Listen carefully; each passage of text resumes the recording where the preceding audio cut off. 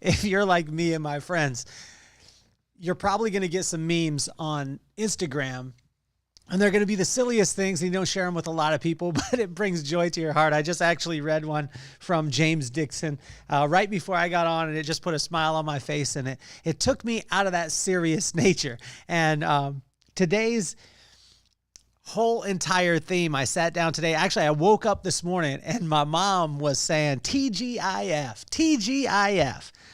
And she was all about finding the joy. Now, the joy wasn't the happiness. It wasn't about the circumstantial, like, hey, son, you got everything you wanted. It was, my mom was like, find the joy. Find the joy. TGIF. One morning I woke up and I thought it was raining. And I was just so kind of down because there were, when it was raining, I lived in Southern California, so it didn't rain that much. And it was, I think I was in 4th grade, and I was like, oh man, we're not going to be able to play outside because we played soccer. We did I don't know if you could say past tense break dancing, but broke dance, I don't think that's even a word. So we would break dance outside. Sometimes we would bring our cardboard. Sometimes we'd just do it on the blacktop. I even had a break dancing name. Just don't tell anyone. It was Baby Fresh. So I know that probably going to get some messages coming in on that one. Need to get a shirt that says it. But I was so distraught, so sad because I heard the rain coming down, and I was thinking, man, we're not going to be able to play soccer, no break dancing. Baby Fresh isn't going to be able to show his moves. I'd bring my boombox to school on my bike, put it on the handle. It's like 17 pounds, 14D batteries. You know how we did it. And I got up and I went into the kitchen, and it was just my mom cooking bacon. And that popping sound made it sound like it was raining. And what I realized at the time is I had made up all this stuff in my mind. I had chosen to already have a bad day based off a couple of things. And my mom just had this big smile on her face, and she said, TGIF. And it was an embodiment of who my mom was, because my mom was constantly choosing joy. It wasn't that she had the greatest circumstances in the world, but she was falling in love with her current circumstances and allowing the magic to happen. You see, my pops had this couple things that he said to us all the time. He would say, breathe, drink water, and pray. And I would be like, all right, Pop, whatever. Breathe, drink water, pray. But what he was teaching me was, breathe, take a second, drink a lot of water so you stay fluid, and pray a lot, son, because that's all you could do. But my mom had a different side of it. She said, saturate yourself in the Word. Saturate yourself in the Word, so that way you have so much Word in you and it inside your heart that it's just flowing out your mouth, because your mouth is an overflow of your heart anyway. Number 2 that she would say is pray like no other. And she would say, when you've done that, son, shit, there's nothing else you could do. And it was the only cuss word that she ever said. And what it did is it brought a smile to my face. And today, I hope I bring a smile to your face on this TGIF. Because, guys, it's all about finding the joy, falling in love with the current circumstances that you're in right now, finding the laughter in it, putting a smile on your face, because, shit, it's all you got right now. Let's get this party started.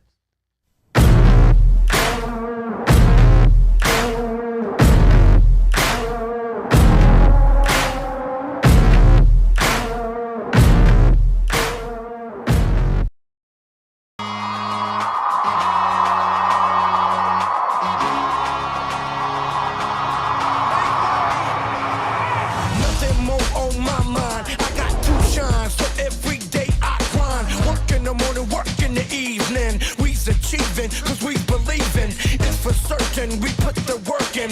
We ain't stopped just because it's hurting right before your eyes. So it's coming to no surprise. The takeover is televised over and over and over again. Make no mistake, we continue to win. Defeat never known, cause I will not lose. They wanna mimic my moves, but can't walk in my shoes.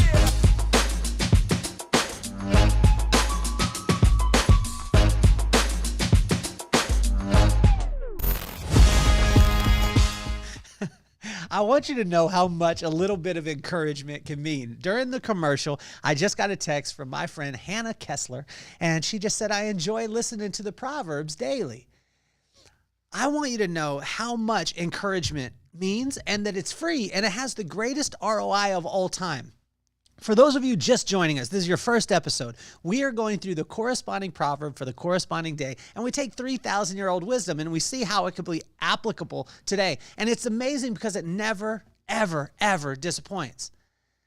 And the challenge is that I've been doing this for like 30 years. So I'm reading the exact same proverb on the 15th of every single month. And you know what? It reads different because I read the word first and then it starts to read me. And that's what'll happen in your life.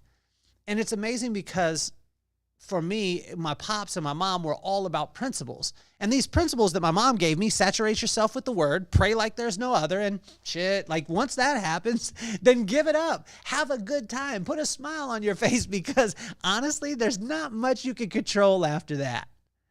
And some people say like, well, it's got to be serious. It's got to be serious. And sometimes the word is serious and it comes in, but I think that God has such an amazing sense of humor. And sometimes we miss it because we're trying to make things too serious. And sometimes I do that. I focus in. What is the lesson? What is the lesson? How am I going to teach this? And my mom was saying, just saturate yourself in the word. Wake up early. Put yourself around wisdom. Get wisdom at all cost. Pray a bunch. Pray a bunch. Pray like there's nothing else that you could do in your entire life. And then she would shrug her shoulders and say, shit, like I did everything that I could. Imagine, like if it turns out it does, if it doesn't, it wasn't for me. I learned that lesson because I woke up late one day and there was an alarm clock and it didn't go off and I was so distraught. My mom was like, this is what was supposed to happen. I was like, what do you mean, Mom? And I was mad. And she was like, shit, you're late for work. Own it. Don't be late tomorrow. Make it better. But keep a smile on your face today because you never know how you're going to impact someone right here, right now, because they could be hanging on by a thread. They could be hanging on just by their nails, or they could be hanging on with one hand, or they could be hanging on with just one finger. And you come in with a smile on your face and joy in your heart, not meaning that your circumstances are perfect, but that you've fallen in love with them. That you've fallen in love with the one-bedroom apartment with 5 people. You've fallen in love with selling now and laters. Buying them for 10 cents, selling them for 25. And not because you were in the candy business, but because you didn't have any money for snacks after school or whatever it was.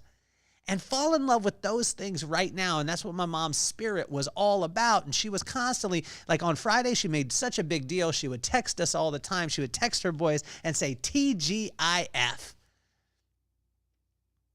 But she would constantly, through her actions, let me know. Saturate yourself in the word, son. Pray like no other. And then shrug your shoulders and say, shit, maybe it didn't turn out my way. Maybe I wasn't supposed to have that. I lost the job. Shit, maybe I wasn't supposed to have it.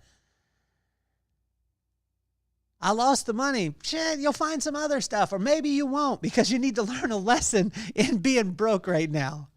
But keep a smile on your face, son, because that joy will light up the world. That smile can bring joy to so many others. So here's some questions that my mama asked me. And I want to, before we even go into that, I wanted you to see the difference between my mama and my pops. Like people ask, like, I don't get to hang out with them anymore. They went to heaven a couple of years ago. There's a picture of them up on the shelf. I don't know if you guys could see it. You can't on Apple Podcasts, but they're 2 beautiful people, have big smiles on their face. And my mom would say, saturate yourself in the word, pray like no other. And shit, my dad would say, breathe, drink water, pray. And then he would add boy at the end. But they all had meaning to me. And it's amazing because that juxtaposed position of both of them, that was so different. But when I leaned into the lessons that they left for me, I just want to honor them every single day. I want to keep a smile on my face no matter what is happening in my life. And it doesn't mean that I think that my life is perfect. It's not. But every single day to honor my mom and my pops, I'm going to do whatever I can to choose joy. I'm going to saturate myself in the word. I'm going to pray like there's no other. And then I'm going to get to a point and say, shit, like yesterday, I did a podcast for 18 minutes and the mic wasn't on. Let me check. The mic is on. I hope. So the questions my mom asked me, and we'll go through them quick. How is your tone? She would say this all the time, like, watch your tone or how's your tone? And my mom was really, really big on respect. And in verse number 1, it's a gentle answer turns away wrath, but a harsh word stirs up anger. Verse number 7 of Proverbs 15, the lips of the wise spread knowledge, but the hearts of fools are not right, are not upright. Verse 26, the Lord detests the thoughts of the wicked, but gracious words are pure in his sight. How's your tone? And I can hear her voice right now. How's your tone? Number 2 question is, what is in your heart? Because my words are an overflow of my heart. My mom would say this all the time to me, like, be conscious of the words that you use. Now, she never cursed except for shit. Like, that was the only one ever. And she would say, save it for fishing. And then when my mom passed away a couple years ago, my pops, my brother, and myself, we all went fishing. You know what we did? We saved all those words up. We dropped F-bombs all day in commemoration of my mama. But she was always about, like, what is in my heart? Because I'll know it by the words that are coming out of my mouth. The words that come out of your mouth are an overflow of your heart. So that means, what are you putting into your heart? Verse number 2, the tongue of the wise adorns knowledge, but the mouth of fools gushes folly. In verse number 4, a soothing tongue is a tree of life, but a perverse tongue crushes the spirit. And verse number 18, a hot-tempered person stirs up conflict, but the one who is patient calms a quarrel. Question number 3, what can he see? And this was a big one for my mom, because she was like, you can't get away from God. Like, saturate yourself in the word, pray like there's no other, and just throw it in God's hands and let it be.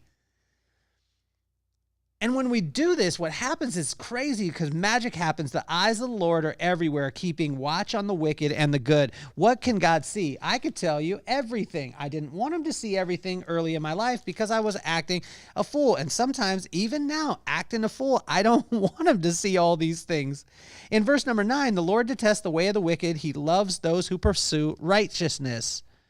In verse number 11, death and destruction lie in wait before the Lord. How much more do human hearts? He could see everything that's in your heart. Verse number 25, the Lord tears down the house of the proud, but he sets the widow's boundary stones in place. What can God see? Everything. So saturate yourself in the word, pray like there's no other, and like, throw it up there. Question number 4 that she asked me is, are you smiling, son? Are you smiling? I hope you see a smile on my face today, because I'm thinking about my mama, and she just brought so much joy to my heart. She brought a smile to my heart because she was saying, like, I've gone through craziness. Our family hasn't been the most normal in the world, but we are going to have joy in this house. And you know what happened is, when we had a 1-bedroom apartment and we had 5 people in there, you know who wanted to stay the night at our house? Everyone. My buddy Will always wanted to stay at our house. And I wanted to stay at his house because, why? He had all the right Star Wars figures. He had Transformers. I didn't have Transformers at that time. I remember getting Zybots. Transformers had like 16 moving parts. They would turn into, go from a robot into a car. And it was like, wow, this is amazing. They got a cartoon, everything. There was GoBots. Those were the kind of ghetto ones. And then there was Zybots. Zybots didn't even have their own cartoon. And Zybots didn't even have any moving parts. You would just be like, it's a boat. Flip it over. It's a car. Flip it back over. It's a boat. That's how Zybots were. I looked them up the other day, and I actually want to get some. So if you find Zybots, send them my way. My mama asked me, are you smiling, son? Are you smiling? And in verse number 5, it says, a fool spurns a parent's discipline, and whoever heeds correction shows prudence. Imagine my parents' discipline. My dad said, breathe, drink water, and pray. Breathe, take a moment. Drink water, stay fluid, son, and then pray. Give it up. My mom said, saturate yourself in the word. Pray like there's no other. And just let it be. In verse number 10, stern discipline awaits anyone who leaves the path. the one who hates correction will die. When I looked at this, I was like, man, that sounds so strong. But what my mom was saying is like, discipline yourself to be joyful. Discipline yourself. Discipline doesn't always have to be hard and nasty. It can be discipline yourself to have a smile on your face. Put a smile on your face today. And I've said this for years and years. People who smile make more money than people who don't smile. Like, put a smile on your face. Do the same exact work that you're doing right now, but fall in love with it. And when you fall in love with it, other people won't have a challenge with it. There's in verse 13, 15, 23, and 30. Let's move on to the next question. Are you a prayer warrior? My mama was. She was a prayer warrior like no other. The Lord detests the sacrifice of the wicked, but the prayer of the upright pleases him. The sacrifice. Are you sacrificing but not praying? He's saying just pray. Saturate yourself in his word first. That'll cause you to pray, and then give it up to him. Let him have it. Are you a prayer warrior? Goes into 14, 21, 28, and 29 in those verses in Proverbs 15. The next question. I didn't like this question. My mama asked me, are you avoiding wisdom? And in verse number 12, it says, mockers resent correction, so they avoid the wise. Have you ever avoided friends that you knew were going to give you the right answer? I do. Sometimes I call somebody, I phone a friend that makes me feel good about the decision that I've already made. My brother has taught me this a lot of times is, just ask people questions. Don't try and give them answers. They don't really want your answer anyway. When they call you for advice, they just want you to drive home the fact that what they said was right. Most of the time. Am I avoiding wisdom? In verse 20, 22, 24, and 31, God hits on this. I'll give you one of those. 24. The path of life leads upward for the prudent to keep them from going down to the realm of the dead. Are you avoiding wisdom? If you are, you're going to be challenged. And that's what my mom was telling me. Next question is, are you choosing joy? And in verse 16, this was epitome of who my mom was. Better a little with the fear of the Lord than great wealth with turmoil. As a kid, I didn't want to read this because what I read was you got to stay poor to to be close to the Lord. That's what I thought. And it had a lot to do with the first church that we went to. Everyone there was broke and everyone was down on their luck. And me and my brother were looking around and saying, man, if this is what it means to be Christian, we ain't trying to be here. We were laughing in church so much, hitting each other, making jokes. They were speaking in tongues. We didn't know what they were saying. And then somebody would translate. So my brother said to me, why don't we do this next week, Kel?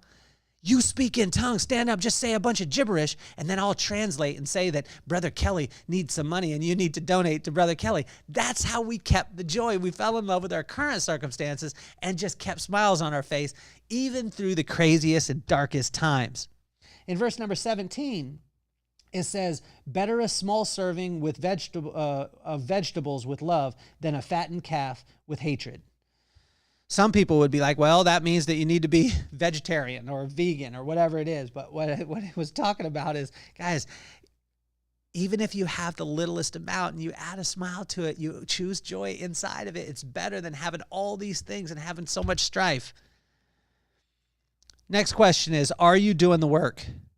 This one was hard because my mom got serious on this one. Are you doing the work? The way of the sluggard is blocked with thorns, but the path of the upright is a highway. If you're willing to do the work, the road will clear. If you're not, you'll have a lot of challenges along the way. But it doesn't mean you won't have challenges on the path. It just means that if you choose joy, meaning fall in love with those current circumstances, oh, it didn't work out. Shit, maybe I wasn't supposed to do it. Let me sidestep it. Let me learn a lesson. Let me write it down. All the rules and regulations in your business anyway are nothing more than a list of your screw-ups.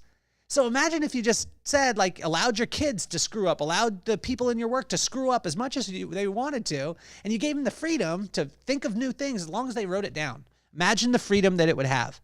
My mom asked me, am I doing the work? In verse 27, the greedy bring ruin to their household, but the one who hates bribes will live.